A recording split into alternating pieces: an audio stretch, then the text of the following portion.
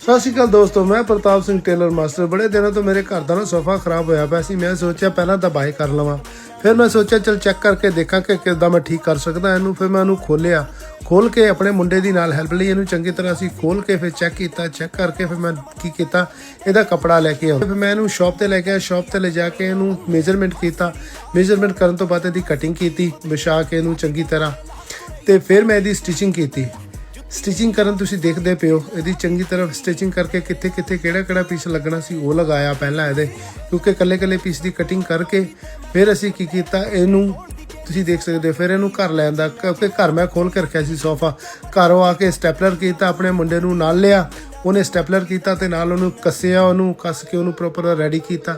Ready ਕਰਨ ਤੋਂ ਬਾਅਦ ਆ ਹੁਣ ਤੁਸੀਂ ਦੇਖ ਸਕਦੇ ਹੋ ਕਿ ਕਿਸ ਤਰੀਕੇ ਦੇ ਨਾਲ ਇਹ ਸਾਡਾ ਸੋਫਾ ਬਣ ਕੇ ਰੈਡੀ ਹੋ ਗਿਆ ਹੈ। ਅਤੇ ਪਲੀਜ਼ ਤੁਸੀਂ ਸਾਨੂੰ ਦੱਸੋ ਕਿ ਕਿੱਦਾਂ ਬਣਿਆ ਸਾਡਾ ਸੋਫਾ।